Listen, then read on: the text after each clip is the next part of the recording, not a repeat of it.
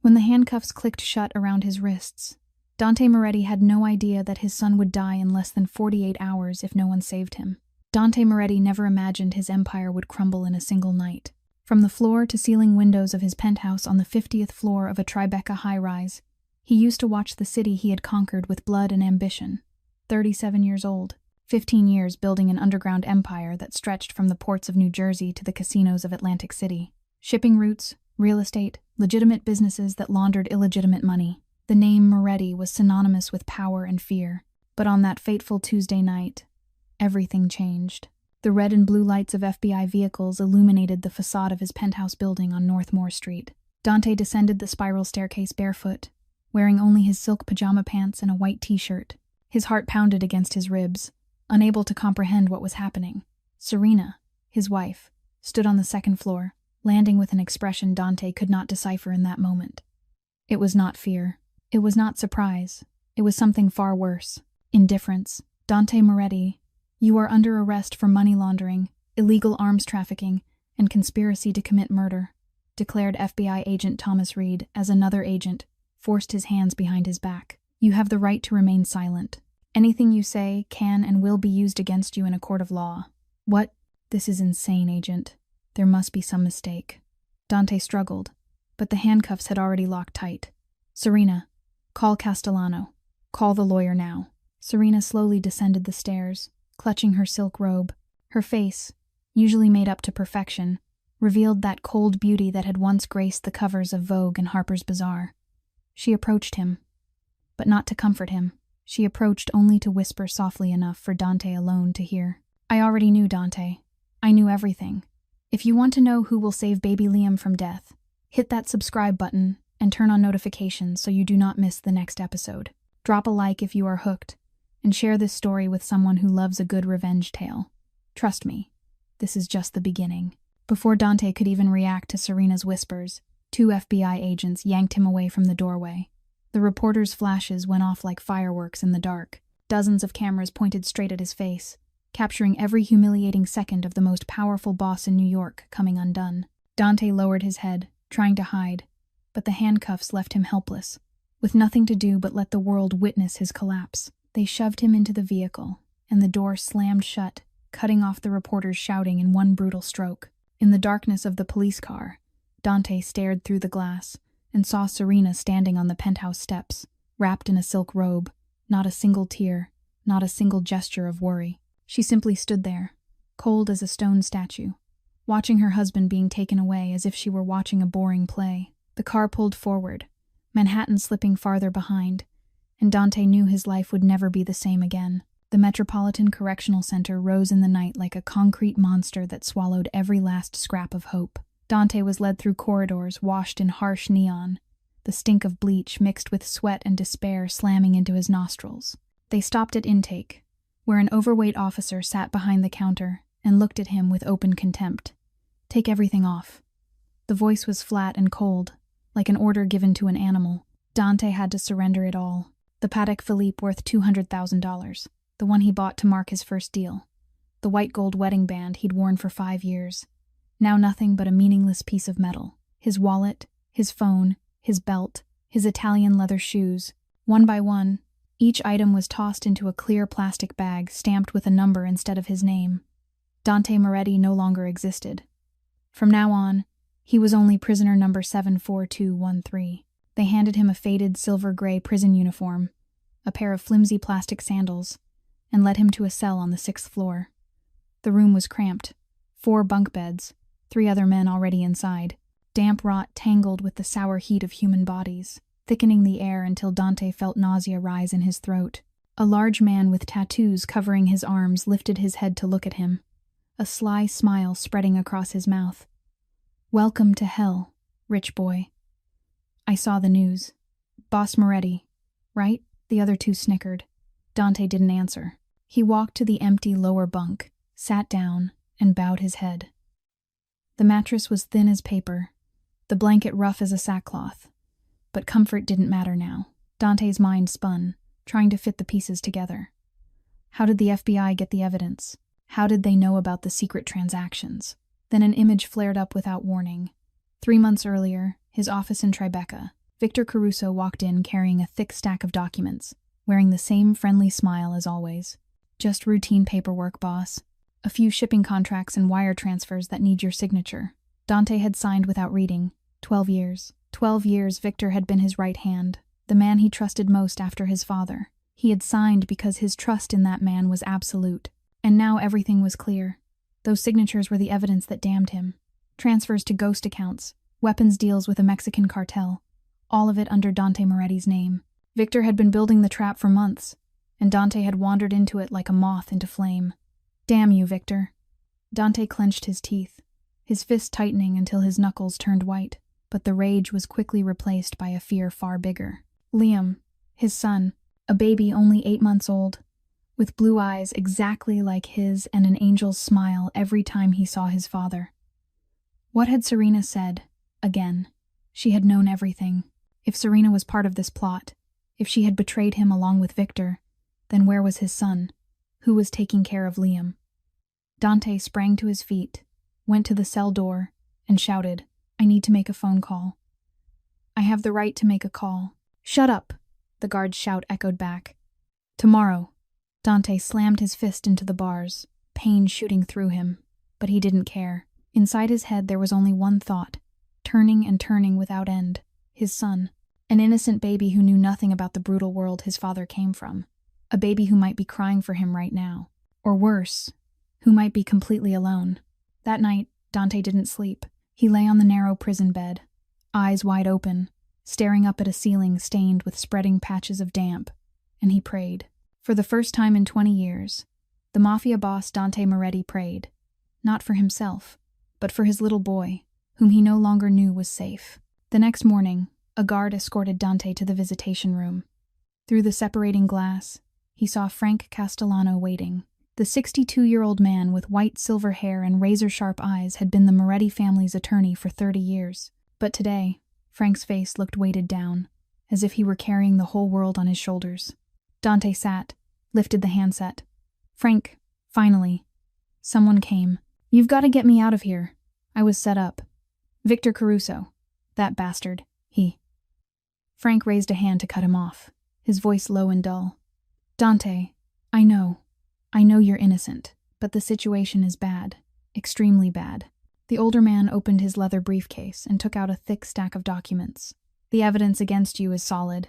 They have emails from your company account ordering transfers to accounts in the Cayman Islands. They have records of weapons transactions with the Sinaloa cartel bearing your signature.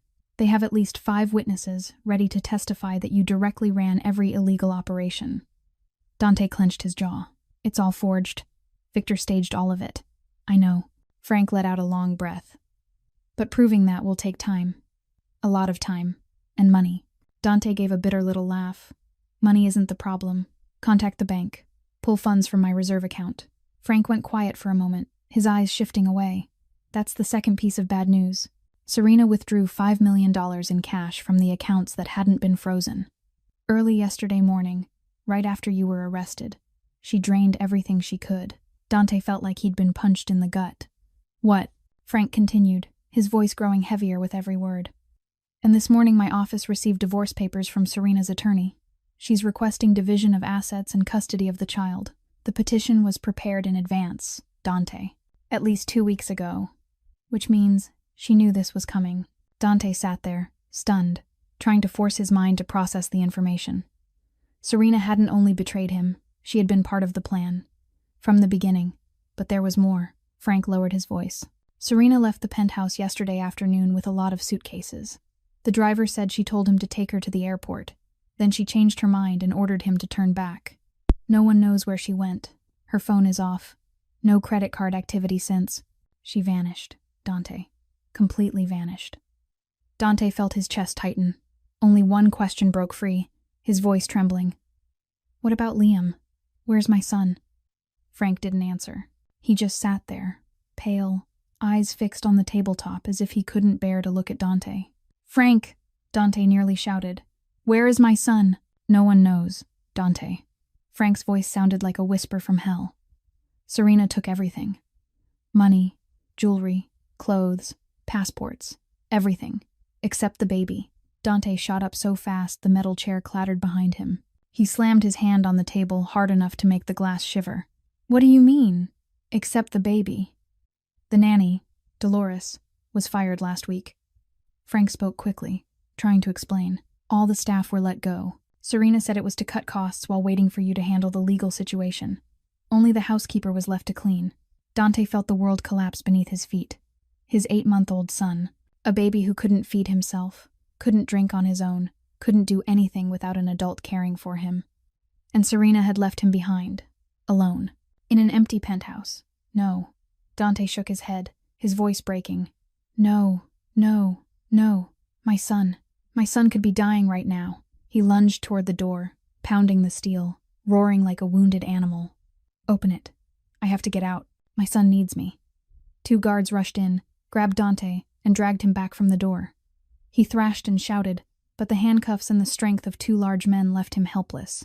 They forced him down into the chair, one pinning his shoulder while the other blocked the exit. Dante crumpled, his head dropping into his hands, his shoulders shaking in waves.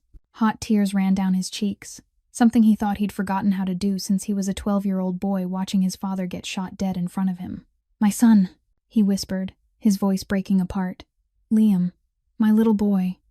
Frank stood on the other side of the glass, powerless, watching the most powerful boss in New York shatter into pieces.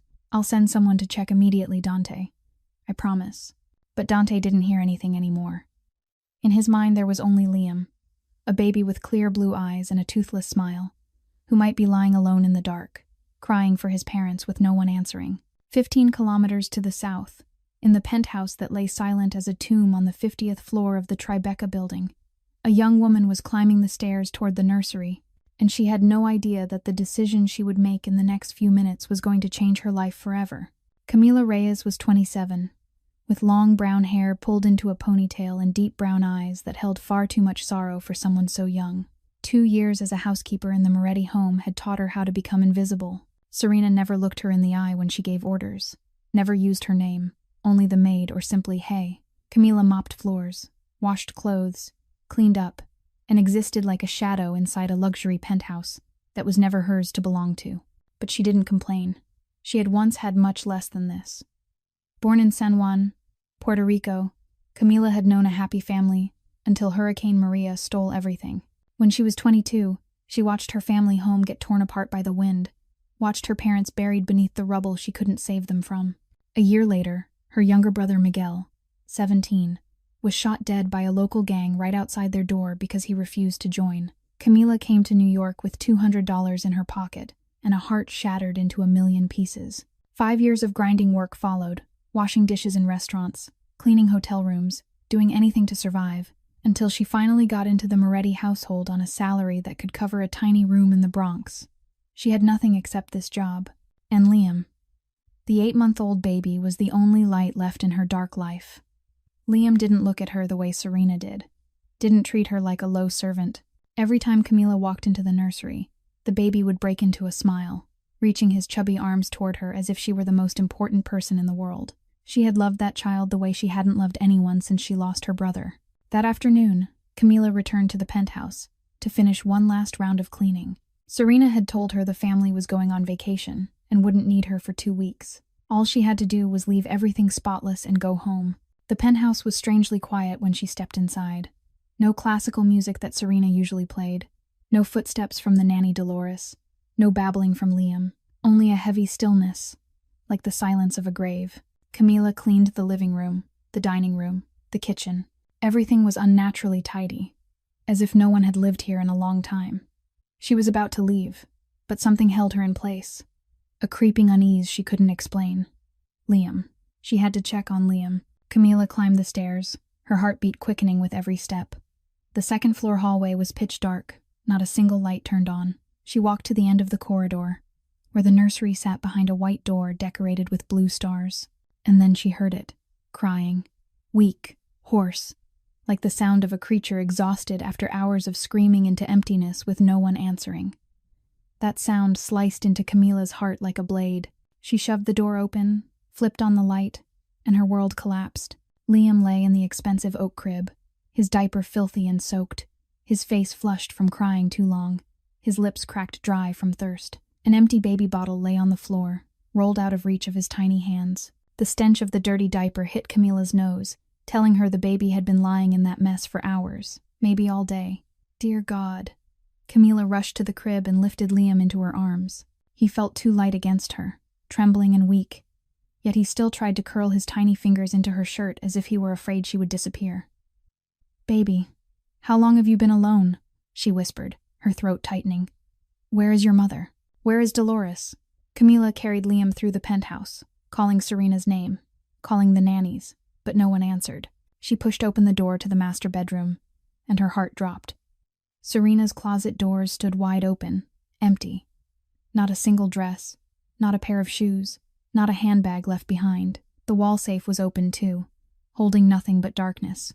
The vanity drawers had been ransacked, cheap trinkets tossed aside while the expensive pieces were gone. Serena had left. She had taken the money, taken the jewelry, taken everything of value, and she had abandoned her own son like something she no longer needed. Camila felt anger surge inside her chest, burning hot like dynamite. She had witnessed cruelty in her life, but nothing compared to a mother leaving her 8-month-old baby to die alone in the dark. Liam whimpered in her arms, his weak little cries no longer strong enough to become screams.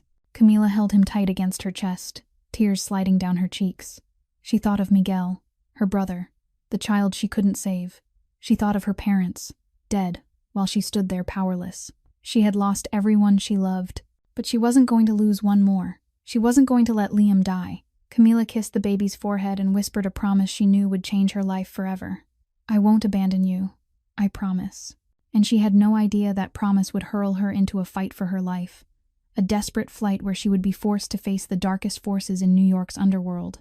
Camila carried Liam into the bathroom and gently settled him into the marble sink. She turned on warm water, testing the temperature carefully with her hand before she began to bathe him. Liam didn't have the strength left to cry. He only looked at her with tired blue eyes, as if he were trying to understand why the adults had abandoned him.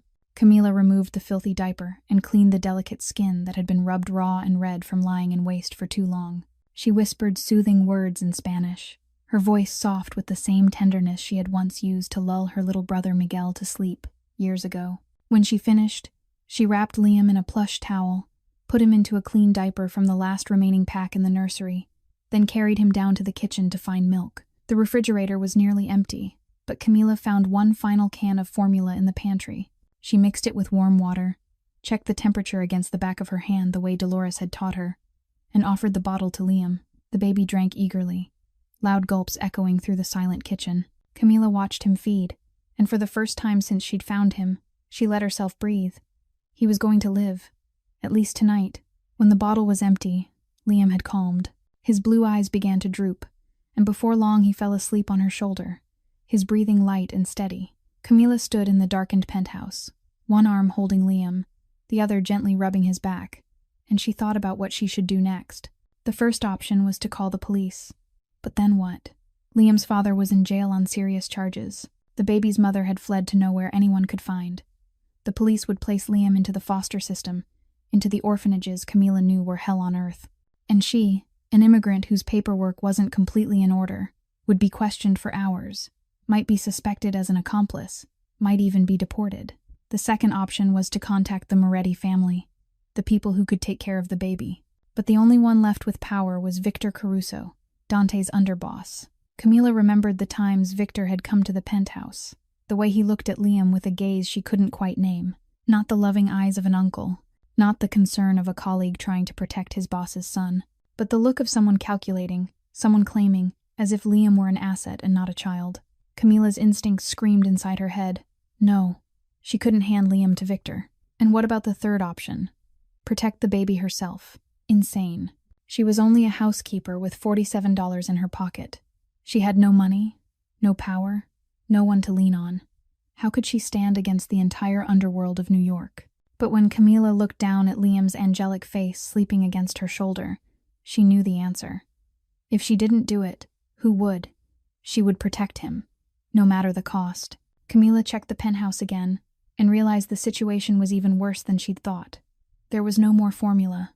The last can was gone. There were no diapers left. She had just put the last one on Liam. There was no cash in the apartment. Serena had taken it all. The family credit cards had almost certainly been shut down after the arrest. Camila had only $47 in her wallet. This week's pay she'd planned to use to buy food for herself. But now, that money would go to Liam. She laid the sleeping baby in the crib in the nursery, tucked the blanket around him with care, then locked the nursery door. She rushed out to the nearest 24/7 convenience store to buy formula and diapers. $47 was only enough for a small can of formula and the cheapest pack of diapers. Camila didn't know how long that money would keep Liam alive, but she would figure something out later. 45 minutes later, Camila returned to the building and rode the elevator up to the 50th floor with the bag in her hand. She walked to the penthouse door and froze. The door was open. She clearly remembered locking it before she left. Camila had checked twice. She had heard the click of the bolt. But now the door stood cracked open, a sliver of light spilling into the dark hallway, and she heard footsteps. Men talking, at least 2, maybe 3. The bag in Camila's hand nearly slipped to the floor. Her heart hammered so hard it felt like it might burst her chest open. Someone had come. Someone was inside the penthouse, and they were looking for Liam. Camila backed away, pressing herself into the corner of the dark hallway, her heart pounding like a war drum. She peered through the cracked door and saw 3 men standing in the penthouse living room. 2 wore black suits, moving with the practiced efficiency of professional guards as they rifled through drawers and cabinets. But the 3rd man made the blood in her veins turn to ice. Victor Caruso. She recognized him instantly, even from behind. 45, salt and pepper hair combed neatly into place, an expensive black suit fitted over a solid frame, and the bearing of someone accustomed to giving orders and being obeyed. Dante Moretti's underboss, the 2nd most powerful man in the family, and the one her instincts had always screamed warnings about whenever he appeared. Victor stood in the middle of the living room with his hands clasped behind his back, his voice carrying, cold as ice. "Search every room. Find the boy." Camila felt as if someone were squeezing her heart shut. They were looking for Liam, and Liam was in the nursery. The door locked, yes, but it wouldn't hold against men like this for more than a few seconds. She had to move, now. Camila remembered the service entrance, the path she used when she cleaned, so she wouldn't disturb the owners. She eased back, silent as a shadow, then slipped into the service corridor. Her heart raced wildly, every step measured to make no sound. She reached the side door, opened it, and slipped inside. Footsteps echoed from the far end of the apartment. They were moving toward the master bedroom. Camila hurried to the nursery, her trembling hand working the lock. Liam was still asleep in the crib, his angelic face peaceful, unaware of the danger closing in. She lifted him, held him tight to her chest, and looked around for somewhere to hide. The laundry room. The laundry room on the service level beneath the stairs. The place men like Victor would never think of because they had never washed a single shirt in their lives. Camila carried Liam down, opened the laundry room door, and slipped inside. She placed the sleeping baby in a large laundry basket, draped a white towel over the top, and prayed, "Dear God, don't let him cry. Dear God, protect us." She heard the nursery door being pounded, heard curses, heard drawers being yanked open. They had discovered the room was empty. Camila knew she couldn't hide here forever. She needed a plan. She needed to face them and convince them the baby was no longer here. She drew a deep breath, stepped out of the laundry room, climbed the main stairs, and pretended she had just entered through the front door. "Mr. Caruso?" she called, forcing her voice not to shake. "What are you doing here?" Victor turned, his cold gray eyes narrowing when he saw her. His face looked carved from stone, not a flicker of emotion breaking through. "The maid." He walked toward her, each step landing like a drumbeat. "Where's the boy?" Camila fought to keep her voice steady, even as her heart tried to leap out of her chest. "Mrs. Moretti took him yesterday. Before she left, Victor stopped in front of her, close enough that Camila could smell expensive cologne and Cuban cigars. He was nearly 8 inches taller than she was, and he used it to press down, to dominate. "Don't lie to me, girl." Victor's voice hissed like a snake. "Serena hates that kid. She isn't taking him to some spa vacation." Camila swallowed, but she didn't step back. She had faced gangs in Puerto Rico. She had watched her brother get shot dead in front of her. She wasn't going to let a man like Victor Caruso threaten her. "I'm telling you what I saw, sir. Mrs. Moretti carried the baby out to the car yesterday afternoon. I don't know where they went." Victor stared at her as if he were trying to read every thought in her head. Then he spoke again, his voice dropping, as if he were speaking to himself. That boy is valuable.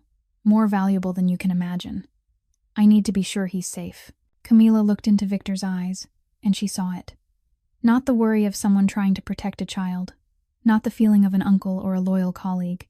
She saw greed, obsession, the gaze of a man looking at something he meant to possess at any cost. Victor didn't want to save Liam. Victor wanted to take Liam. And in that moment, Camila knew she'd been right not to call him. "Search again," Victor ordered his men. Every corner, every closet, every room. The two men started tearing through the penthouse again, but they didn't think to check the laundry room on the service level. Why would they? Powerful men like them never notice places meant for servants. After 20 minutes, they found nothing. Victor turned back to Camila, his eyes sharp with threat. "If you're lying to me, you know what will happen." "I'm only the maid, sir," Camila answered, her voice flat. "I don't know anything." Victor held her gaze a moment longer, then turned away and signaled his men to follow. But before he stepped out, he stopped and spoke to one of them. "Keep an eye on this girl. She knows something." The penthouse door closed. Camila stood still for a moment, waiting for the footsteps in the hallway to fade. Then she ran down to the laundry room. Liam was still sleeping in the basket, unaware of how close danger had come. Camila lifted him, held him tight against her chest, and understood a brutal truth. She couldn't stay here any longer.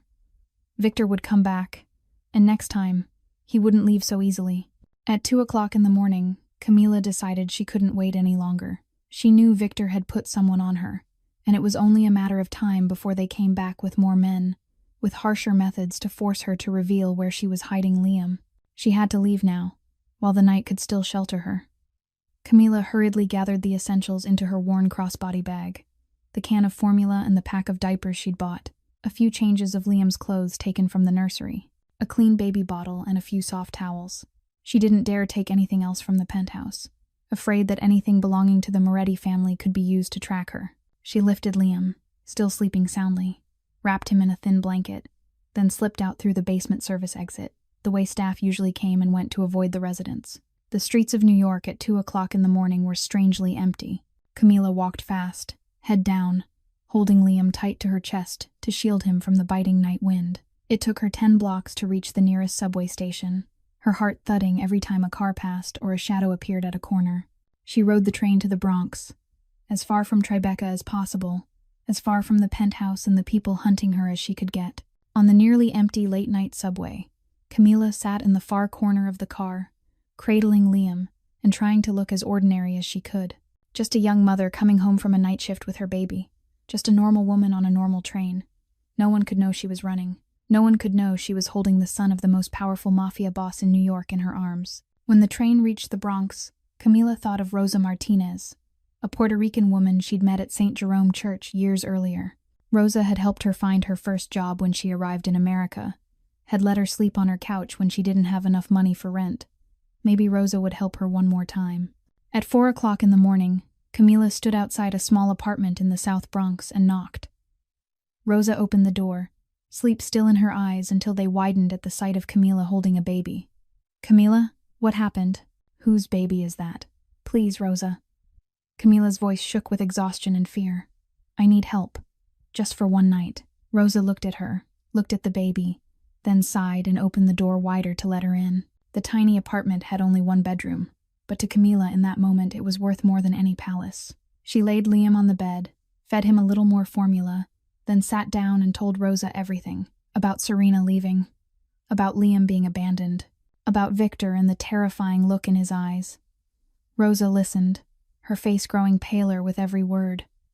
The next morning, Rosa turned on the television the way she did every day. Camila was feeding Liam his morning bottle when the anchor's voice made her go rigid. "Breaking news. The son of Mafia boss Dante Moretti, recently arrested, is missing. The FBI suspects an abduction." Camila lifted her head, staring at the screen, and her heart seemed to stop. The primary suspect is Camila Reyes, 27, a housekeeper employed by the Moretti family. Her face appeared on the television, the staff photo taken when she was first hired. The FBI is offering a reward of $50,000 for any information leading to her arrest. The bottle nearly slipped from Camila's hand. Victor had done it. He had told the police she kidnapped Liam. He had turned her from the one who saved a life into a criminal. And now it wasn't just the Moretti family. The FBI and the entire New York City police force were hunting her too. Rosa slowly turned to look at Camila, her eyes filled with fear and suspicion. Dios mío, Camila, what did you do? I saved him, Rosa, Camila said, her voice strangled. His own mother abandoned him.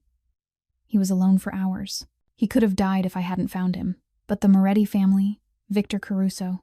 Rosa shook her head, her voice trembling. You don't understand who they are. They'll find you, they'll kill you, then I'll die protecting him.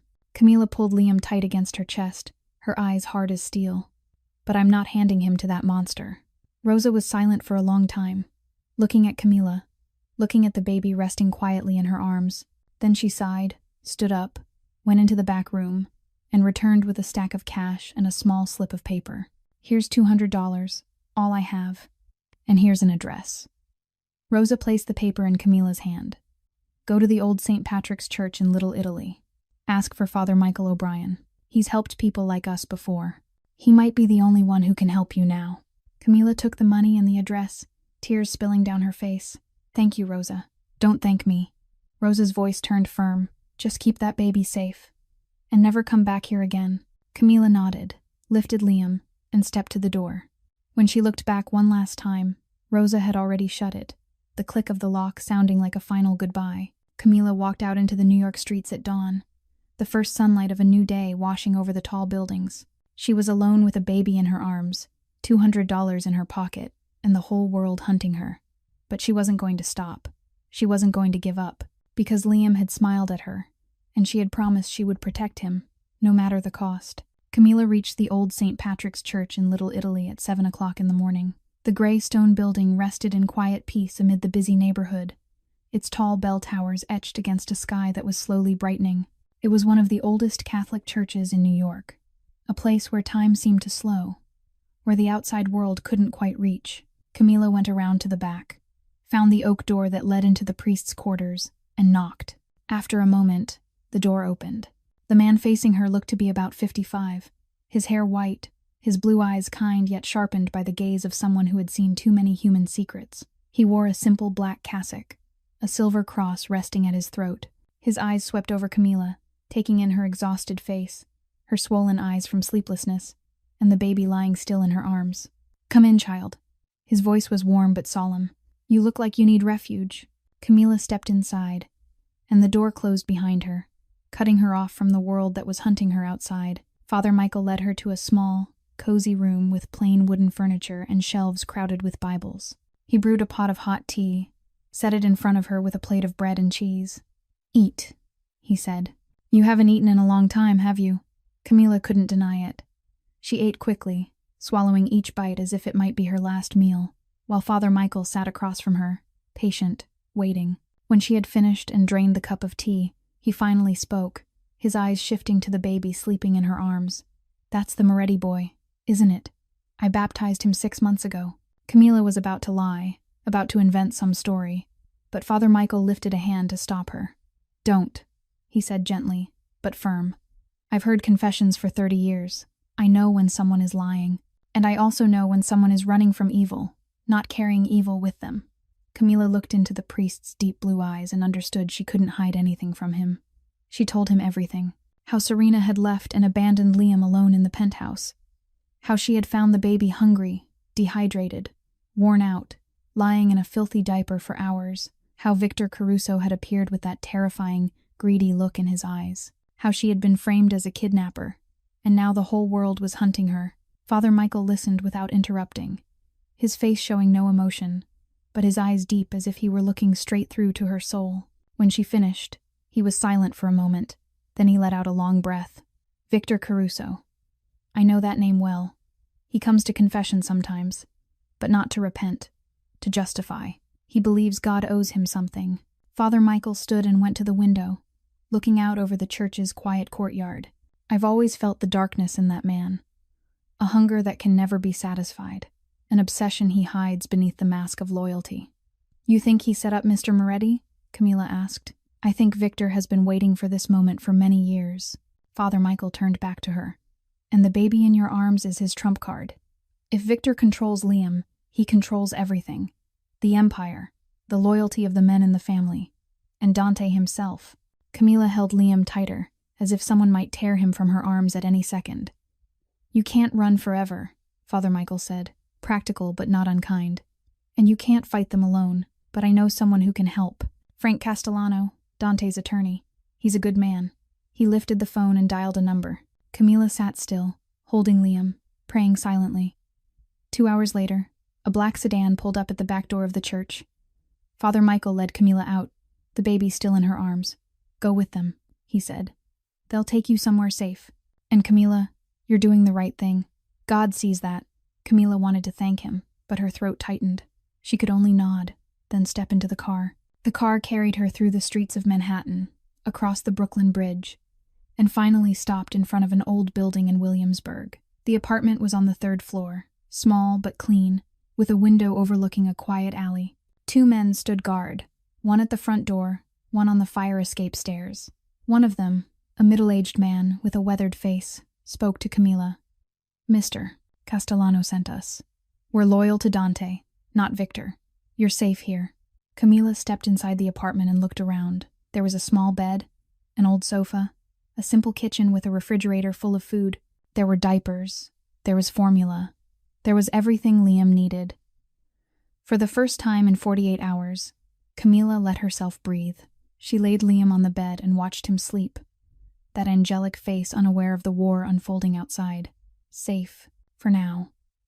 But Camila knew the real battle was only beginning. Victor Caruso was still out there, searching for her, and he wouldn't stop until he got what he wanted. In the cramped cell of the Metropolitan Correctional Center, Dante Moretti hadn't slept for 2 days. He lay on the hard bunk, eyes wide open, staring at the dull gray ceiling, his mind spinning with thoughts of his son. Where was Liam? Who was taking care of him? Was he being fed? Was he warm? Those questions tortured him every second of every minute, more brutal than any punishment the prison could give him. When Frank Castellano appeared in the visitation room that morning, the old attorney's face tighter with strain than ever, Dante knew there was news. He lunged to the glass, lifted the phone. "Liam. Tell me about Liam." Frank drew a deep breath. "We have information, but you need to stay calm enough to hear it." Dante felt as if his heart were being crushed. "Say it, Frank, say it." "Your son has been kidnapped," Frank said, his voice heavy. "By the housekeeper. Her name is Camila Reyes. She took Liam from the penthouse and disappeared. Victor reported it to the FBI. They're hunting her for kidnapping." In that instant, fury erupted in Dante's chest like a volcano. His hand clenched the handset so hard his knuckles went white. "I'll kill her," he roared, the words hissing through his teeth. "I'll find her and I'll kill her with my own hands." He turned toward the visitation room door as if barking orders at invisible men beyond it. "Find that housekeeper. Bring my son back. No matter the cost." But Frank lifted a hand, stopping him. "Wait. Before you do anything, you need to see this." The lawyer opened his leather briefcase, pulled out a stack of papers and security camera stills, and placed them against the glass so Dante could see. "I had someone check the building security cameras," Frank said, his voice slow, as if he were weighing every word. "Serena left the penthouse at 2:14 in the afternoon, the day before yesterday, with a lot of suitcases, alone, without Liam." Dante stared at the still image, seeing Serena step into the elevator with large bags, her face cold, not a trace of emotion. "And the housekeeper, Camila Reyes," Frank continued, sliding the next image into view. "She entered the nursery at 8:47 that night." He looked straight into Dante's eyes. "More than 6 hours, Dante. Liam was alone in that penthouse for more than 6 hours." Dante went still. The information hit him like a fist to the center of his chest, knocking the air out of his lungs. "Serena left him alone?" he whispered, his rage gone, replaced by pure shock. "More than that," Frank said, bitterness in his voice. "She left him to die. No formula, no clean diapers, no one to care for him. If that housekeeper hadn't found Liam in time then." He didn't finish, but Dante understood. His 8-month-old son could have died of hunger, of dehydration, abandoned by his own mother. "She saved him," Dante said, the words sounding as if they came from far away. "A complete stranger saved my son." "Yes," Frank nodded. "And now Victor has put a $50,000 reward on her head. He's claiming she kidnapped Liam. The entire FBI and the New York police are hunting an innocent woman for the crime of saving a child's life." Dante stood, walked to the small barred window of the visitation room. He looked out at the gray sky beyond, clouds hanging low and heavy as his own mood. And then something happened that Dante Moretti had believed he'd forgotten how to do since he was 12 years old. Watching his father get shot, tears slid down his cheeks. Silent, no sobbing, just salt water falling from the eyes of a man who had been hard for too long. "She earns minimum wage," he said, his voice thick. "She has nothing, and she risked her life for a baby who isn't hers. While my wife, the mother of my child, He didn't finish. He didn't have to." The silence said everything. A moment later, Dante turned back, and his eyes had changed. No tears, no anguish, only the cold, steel-tempered resolve. "New orders," he said to Frank, his voice firm and final. "Find Camila Reyes. Protect her. With your lives if you have to." Frank nodded. "I already have. She's safe with our people." Dante let out a breath, relief flooding him, but only for a moment. "And Frank, get me everything on Victor. Every deal, every meeting, every secret. If he set me up, I'll destroy him. From inside this cell if I have to." Frank nodded again, gathered the documents back into his case, and stood. "I'll contact you again as soon as I can." When the lawyer left, Dante stood alone in the empty visitation room, staring through the bars at the world outside. Somewhere out there, in this vast city, a woman he'd never noticed, never remembered, never known by name, was risking her life to protect his son. And he swore, on the honor of the Moretti family, on the love he held for Liam, he would repay her, no matter the cost. 3 days after the arrest, Victor Caruso came to visit Dante in prison. The visitation room had a pane of glass between them, the two men speaking through a wall-mounted phone. Victor wore a sleek, gray suit, his salt and pepper hair neatly combed, a friendly smile on his lips as if he were visiting an old friend who'd fallen ill, not the boss he had betrayed. Dante sat across from him in a faded silver-gray prison uniform, his face cold as ice, but inside him a storm was roaring, waiting for the day it could finally break. "Dante," Victor spoke first, his concern performed to perfection. "Are you holding up?" Dante stared into the betrayer's eyes and had to summon every ounce of control not to lunge through the glass and choke him right there. But he had survived in the underworld for 20 years by knowing how to restrain himself, how to wait for the right moment. He wouldn't let Victor see anything. "I've been better," he replied evenly. "Any news about my son?" "We're searching everywhere," Victor said, shaking his head as if in regret. "That little Maid is pretty smart, but we'll find her." "I appreciate your loyalty, Victor," Dante said, each word like honey spread over a blade. "After 12 years, I know I can trust you." Victor's eyes flashed with something. Maybe satisfaction. Maybe the pleasure of a man who believed he'd already won. His smile widened. "Always, boss. I'll handle everything while you're away." Then, as if he couldn't restrain his triumph, Victor added more. "My men tailed the girl to Little Italy last night. We're closing the net. It's only a matter of time." Dante kept his face perfectly calm, not a muscle moving, but inside him alarms were screaming. Victor was tracking Camila. He was close to finding her. "Good," Dante nodded. "Let me know when you have anything new." "Of course." Victor rose, preparing to leave. "And don't worry about the business. I'll make sure everything runs smoothly." "I know you will, Victor," Dante said, his gaze never leaving the traitor's face. "I know you will." When Victor disappeared through the door, Dante immediately demanded a phone call from the guard. He dialed Frank, his heart pounding hard in his chest. "They tailed her to Little Italy," he said the moment Frank answered. "Warn our people. Move her. Now." "Already done," Frank's steady voice came back through the line. "She's in Brooklyn, in a safe apartment. Victor doesn't know that address." Dante let out a breath, relief washing through him, but only for a heartbeat. "Good. Now tell me what you found on Victor." "There's something interesting." Frank lowered his voice. "Victor has been meeting with the Rossi family." Dante felt as if ice water had been poured down his spine. "The Rossi family. They're our enemies." "Exactly," Frank said. "And there's more. He's been moving money into offshore accounts. Small amounts, but consistent. For years.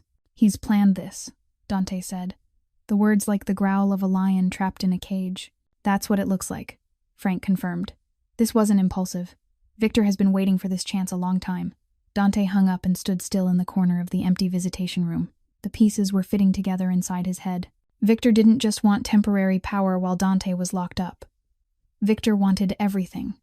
The Moretti empire, the money, the power. And Liam, Dante's son, was the card Victor needed to seize total control. 12 years. For 12 years, Dante had trusted Victor as he trusted his own right hand.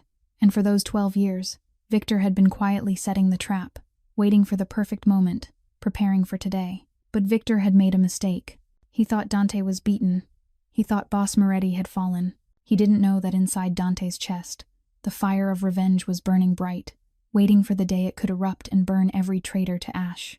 In the safe apartment in Brooklyn, at 10 o'clock at night, Camila had just finished feeding Liam his last bottle of the day and gently laid him in the small crib the guards had set up. Liam slept soundly, his angelic face peaceful, unaware of the chaos outside.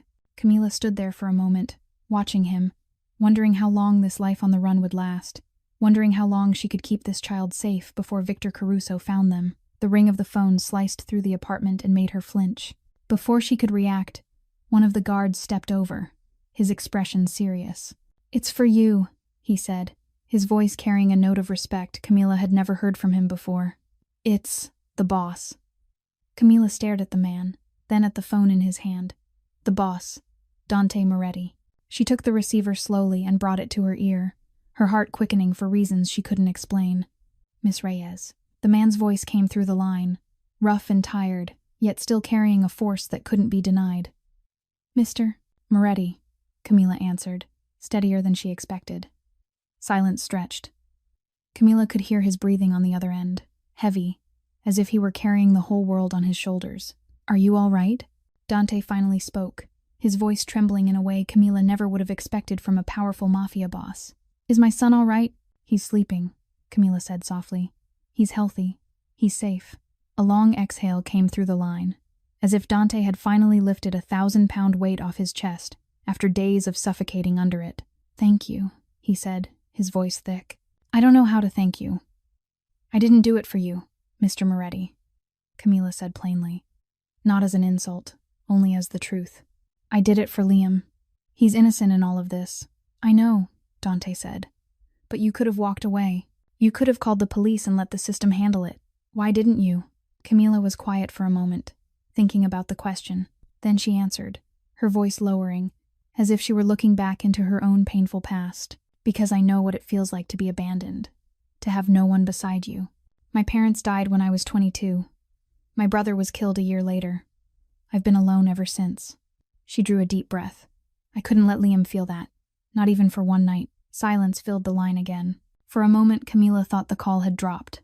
But then Dante's voice returned, deeper, more sincere. "You're the bravest person I've ever met, Miss Reyes. And I've met a lot of dangerous people."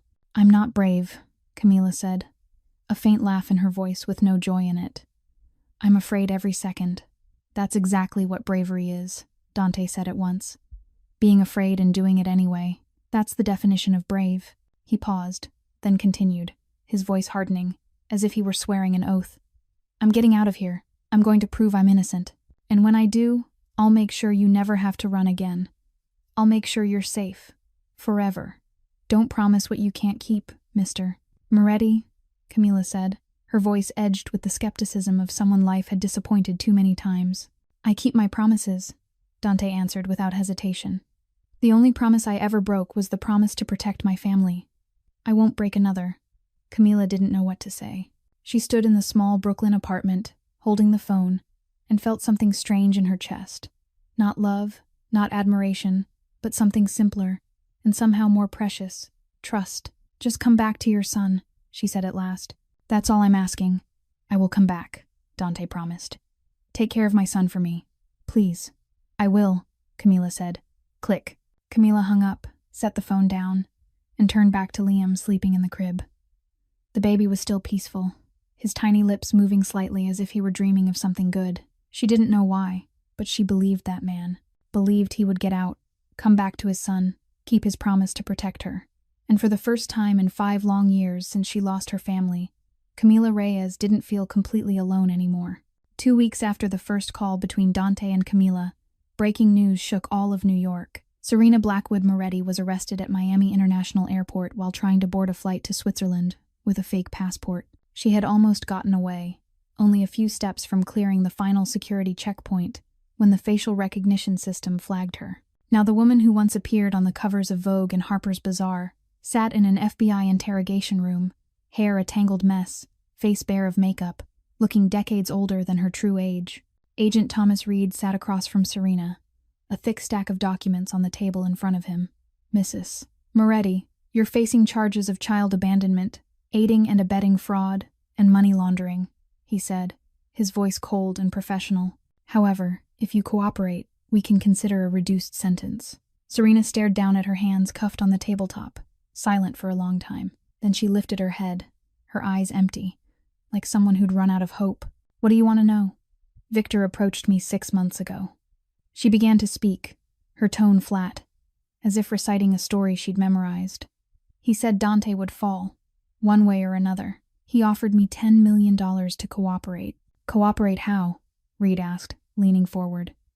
Information, Serena replied. Dante's schedule, his passwords, his weaknesses. And when the time came, I had to leave, take the money and disappear. What about the baby? Reed asked, his voice sharpening. Serena looked down, avoiding the agent's eyes. I wasn't allowed to take him.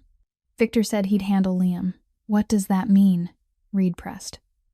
I don't know, Serena whispered. I didn't ask.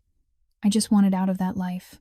While Serena was giving her statement in Miami, a 32-year-old investigative reporter named Sarah Chen from the New York Tribune was digging into Dante Moretti's case from a completely different angle. Sarah had spent the past 2 weeks analyzing the published evidence, and she found so many irregularities they couldn't be ignored. The email said to be from Dante had metadata that didn't match, showing they were created on a different computer, in a different location. Every witness against Dante had financial ties to Victor Caruso, even though they tried to bury it under layers of shell companies. And most importantly, some transactions attributed to Dante took place on days when he was overseas, with customs records and airport camera footage proving it. Sarah contacted Frank Castellano and shared her findings. The older lawyer was thrilled as if he'd struck gold, immediately copying everything and sending it to both the FBI and the court. At the same time, Agent Reed was reviewing the case file in his New York office.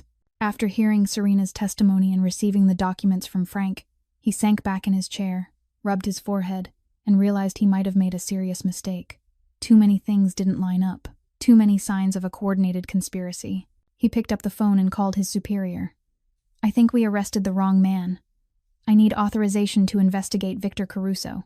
Approved, came the response on the other end. Reed hung up and immediately summoned his team. Put Caruso under surveillance 24/7.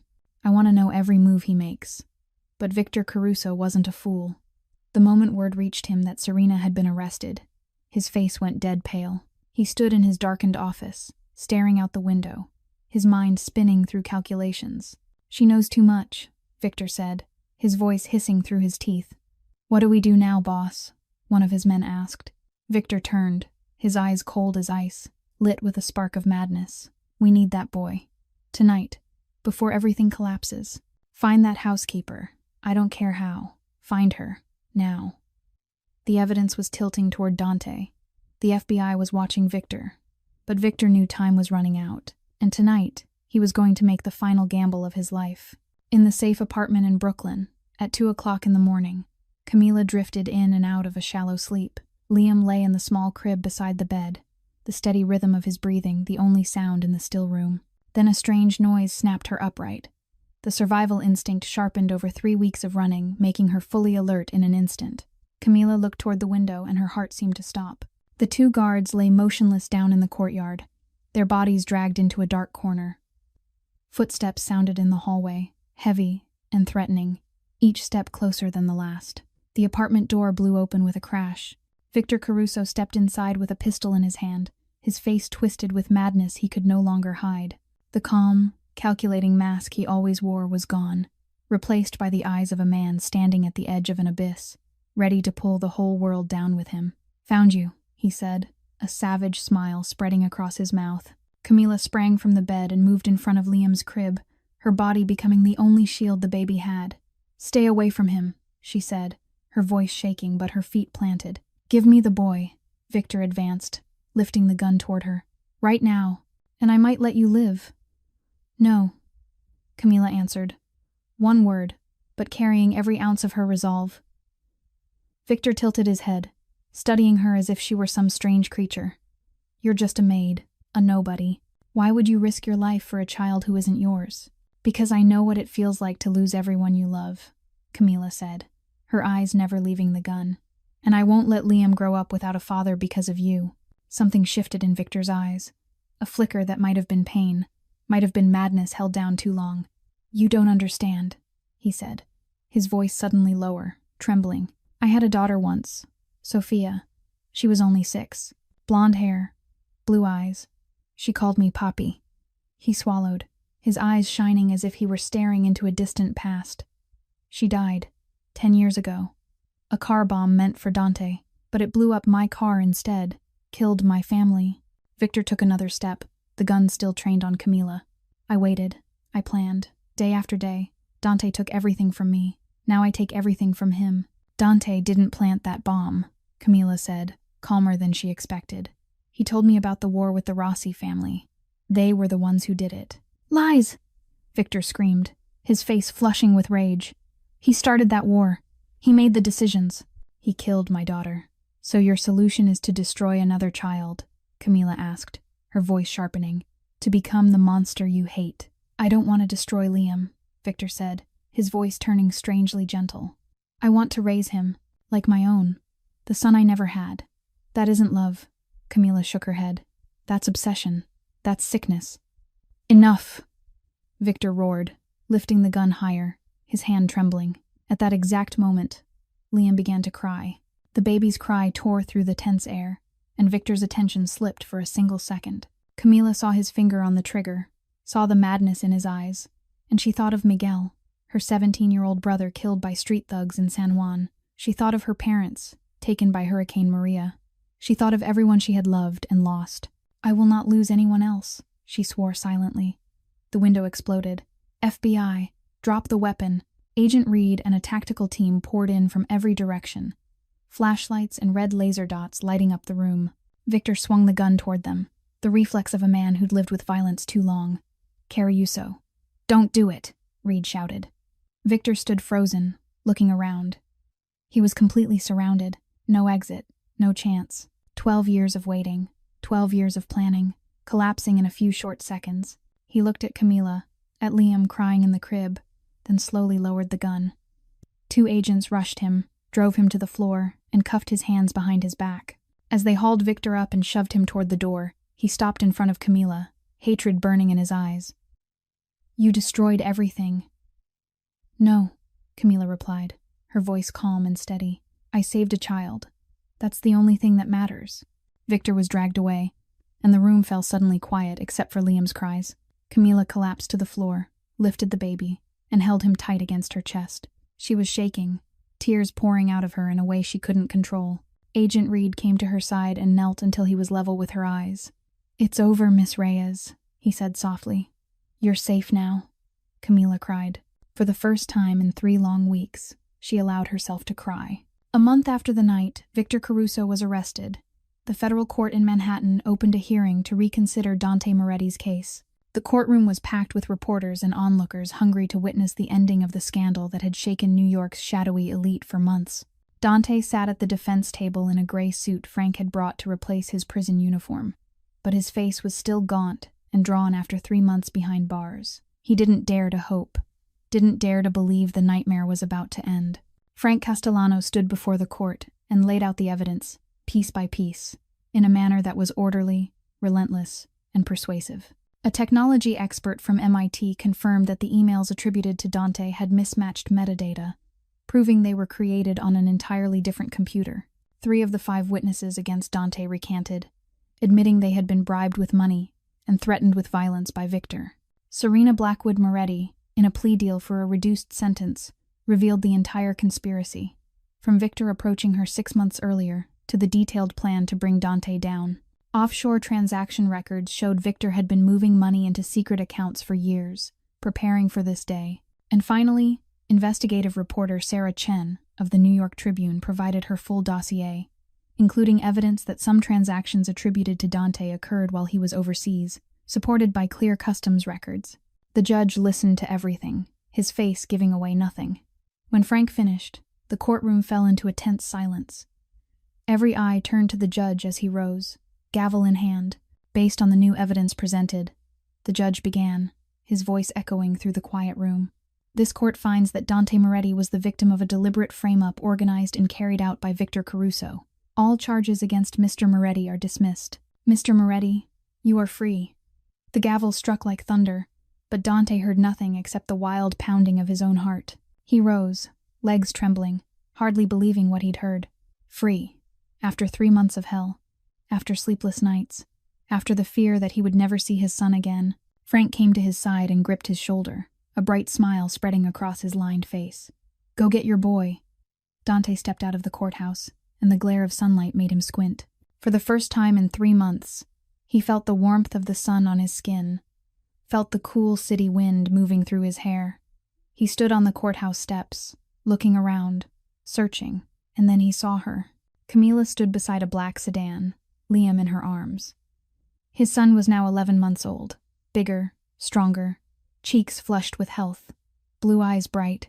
When Liam saw Dante, the baby reached out with chubby arms, babbling, "Dada." Dante ran.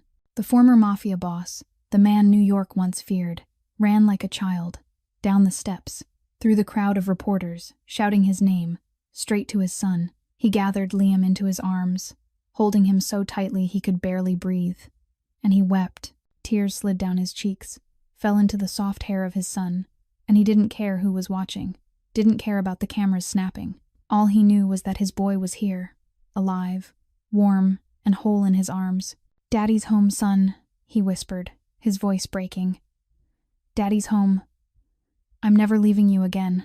Liam wrapped his little arms around his father's neck and laughed, as if the 3 months apart had never happened, as if the baby somehow knew that at last everything was all right. Dante lifted his head, and his eyes met Camila's.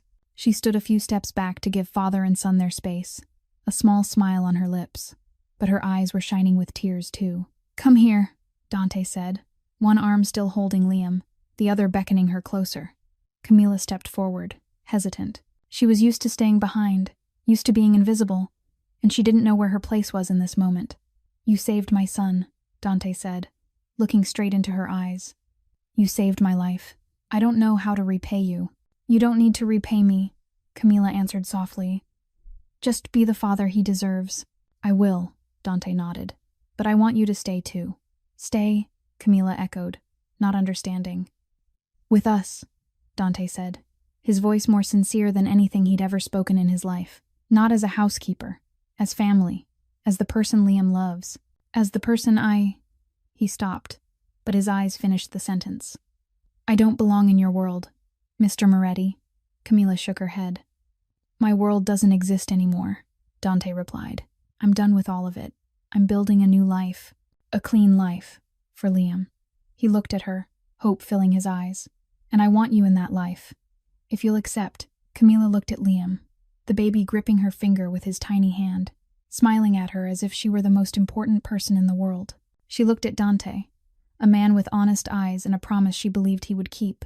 She didn't know what the future would hold, but for the first time in 5 long years since she lost her family, Camila Reyes felt like she had somewhere to belong. 2 months after Dante was set free, the federal court in Manhattan opened the trial of Victor Caruso. The courtroom was packed with reporters from across the country, onlookers eager to witness the final chapter of the case that had shaken New York's shadowy elite.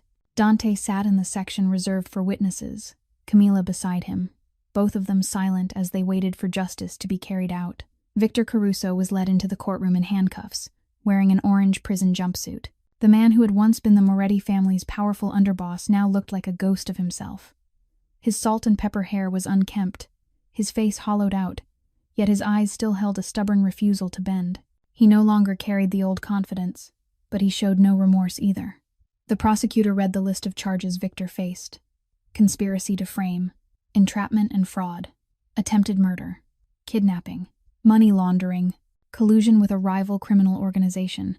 Each count was a brick in the wall that would cage Victor for the rest of his life. When he was allowed to speak one final time before sentencing, Victor rose. The courtroom fell utterly silent, every gaze fixed on the man who had caused so much suffering. "You want to know why I did it?" Victor began, his voice echoing in the stillness. I'll tell you. 10 years ago, Dante Moretti started a war. A war that killed my wife. My daughter. Everything I had. His voice trembled, yet it was still sharp with bitterness. At first I didn't plan revenge. I tried to move on. But every day I looked at him, happy, successful, with a son of his own, while I had nothing. Victor turned toward Dante, hatred burning in his eyes. So yes, I set him up. I wanted him to feel what I felt, losing everything. He paused, a bitter smile appearing on his lips. But you know what?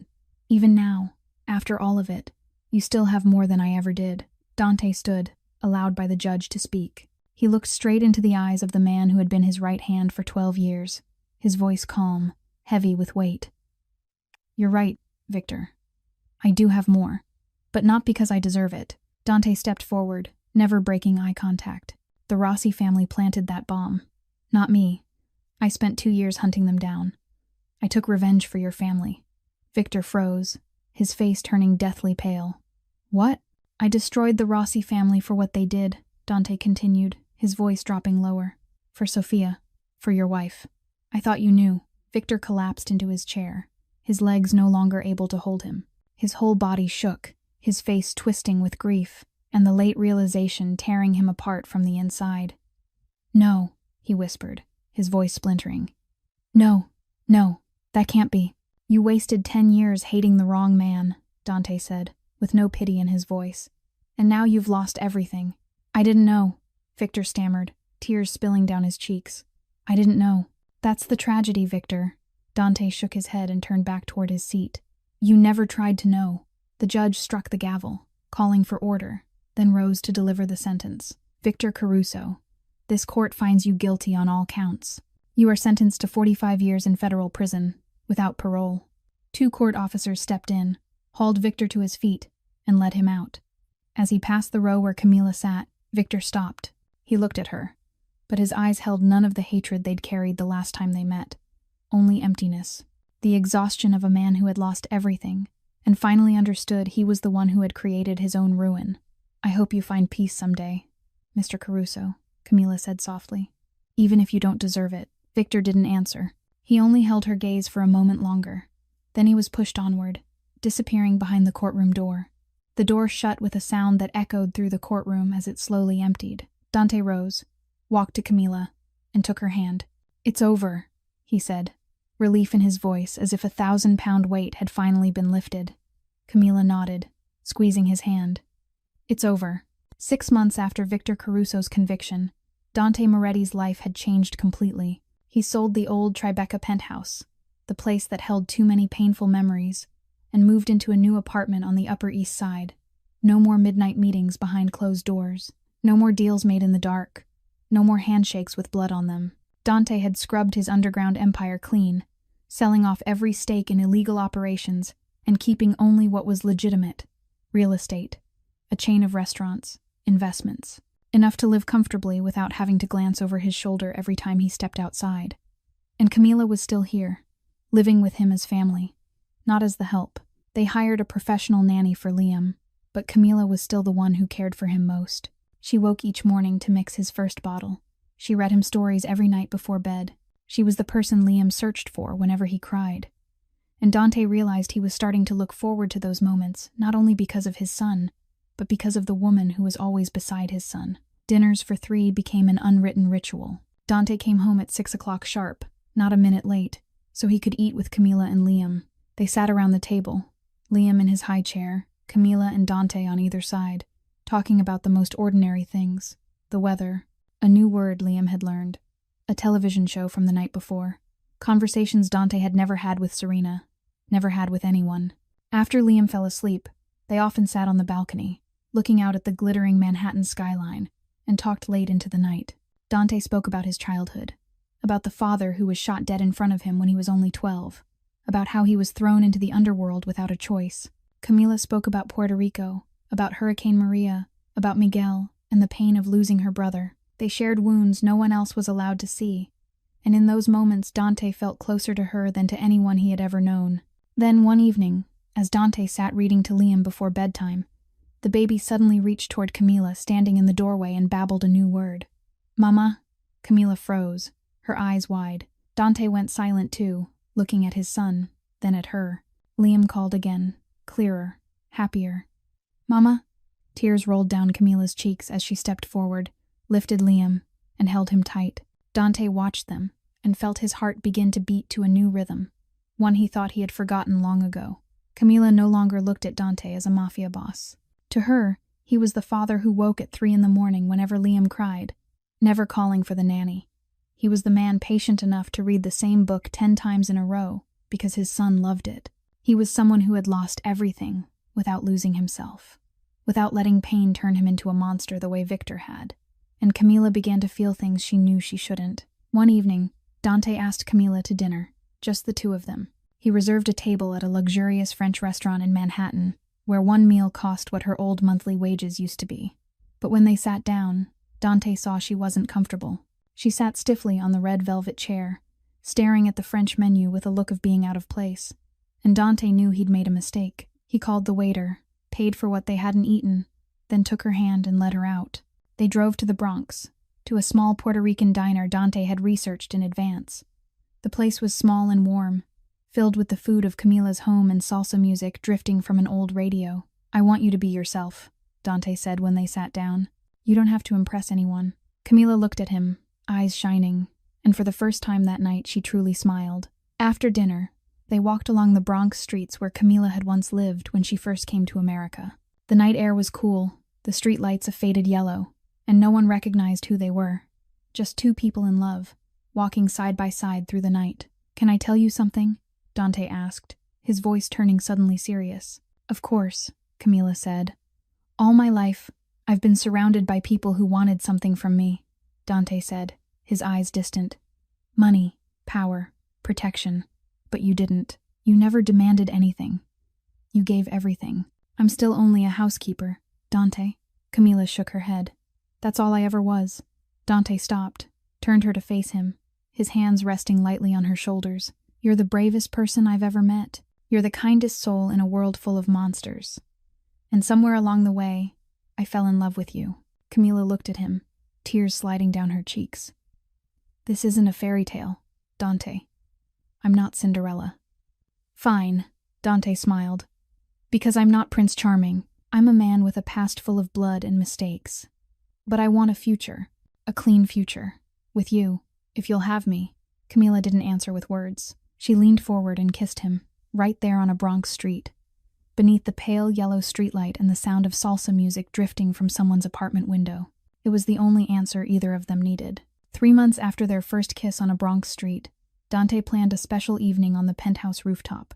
He spent the entire week preparing, ordering hundreds of white candles arranged into the shape of a heart, placing pure white bouquets of roses everywhere, and most importantly, cooking Camila's favorite Puerto Rican dishes with his own hands. He learned from instructional videos online, failed a few times, but in the end he managed to pull it off. Soft salsa music drifted from a small speaker, the familiar rhythms of Camila's homeland blending with the Manhattan night breeze. Liam was asleep in the bedroom with the nanny on duty, leaving only the two of them beneath a sky full of stars. After dinner, Dante led Camila out to the balcony, where they could look down on all of New York City, glittering like a vast carpet of diamonds. Camila stood there, the night wind brushing through her long brown hair, and she had no idea what was coming. Dante drew a deep breath, then slowly went down on one knee. Camila turned, and when she saw him kneeling, her eyes went wide, her hand rising to cover her mouth. Dante opened a black velvet box. Inside was a diamond ring set in white gold, simple but elegant, just like Camila herself. "Camila Reyes," he began, his voice trembling with emotion. "You came into my life as someone invisible, but you became the one person I can't live without. You saved my son when no one else would. You saved me when I didn't even know I needed saving. I can't promise a perfect life, but I can promise you this. I'll love you. I'll protect you.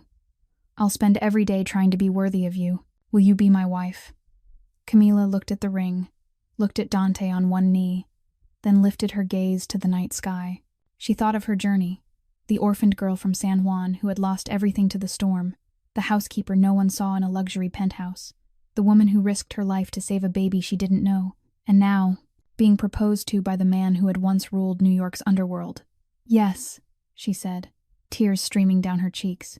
"Yes, I'll be your wife."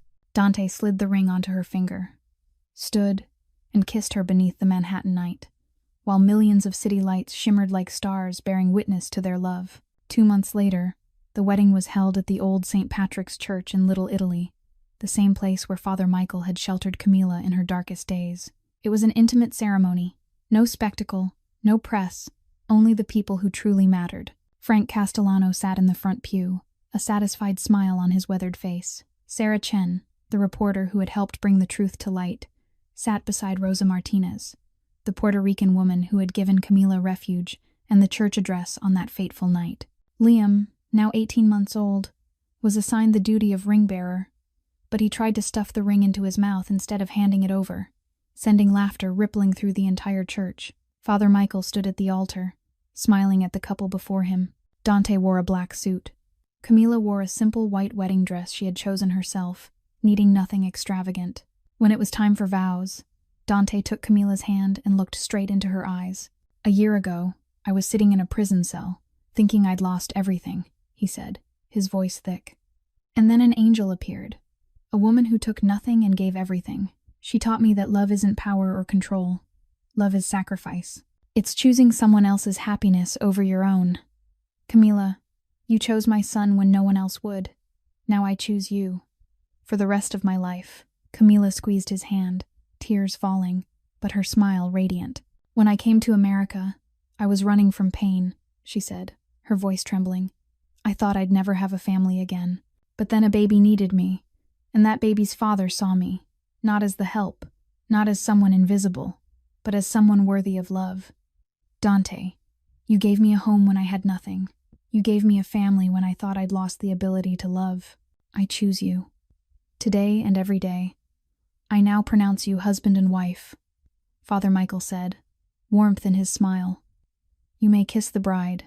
Dante kissed Camila, and Liam clapped and giggled, his bright laughter mixing with the applause of the people who loved them inside the ancient church. That night, on the Manhattan penthouse rooftop, Dante, Camila, and Liam sat on an outdoor sofa, looking down at the glittering city below. Liam was asleep in Camila's arms, his breathing steady, his angelic face peaceful. "Thank you," Dante said softly. "For what?" Camila asked.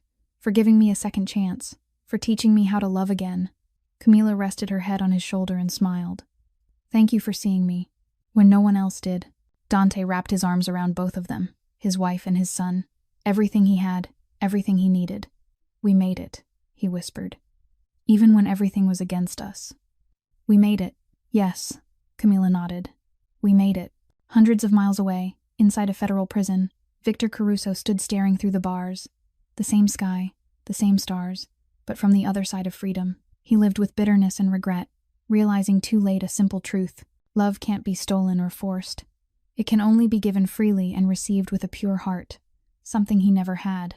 And in a Manhattan penthouse, a family slept peacefully. Not a perfect family, but a family built from sacrifice, courage, and unconditional love. A family that crossed hell and found heaven in one another. And that is how a housekeeper became a queen, not by blood, but by love. This story brings us many profound lessons about life. First, never judge someone by their social status or their job. Camila was only a housekeeper, but she had a heart braver and kinder than anyone in high society. Second, hatred only destroys the person who carries it. Victor spent 10 years hating the wrong man, and in the end he lost everything because he never tried to learn the truth. Third, true love doesn't come from money or power. It comes from sacrifice and the choice to put someone else's happiness above your own. And finally, it's never too late to start over. Dante was once a Mafia boss, but he chose to change, chose a clean life for his son and for the love of his life. How do you feel about this story? Does it remind you of anything in real life? Has anyone here ever felt invisible like Camila? Ever been judged as less because of social status? Or ever had to make hard decisions to protect the people you love? Share your thoughts in the comments below. We'd truly like to hear what's in your heart. If this story touched you, please hit like and share this video with anyone who needs to believe in second chances. Don't forget to subscribe and turn on notifications so you won't miss more moving stories every day. We wish every one of you watching this video good health, a joyful life, and days filled with peace and happiness. Thank you for staying with us through this entire story. Goodbye, and we'll see you again in the next video.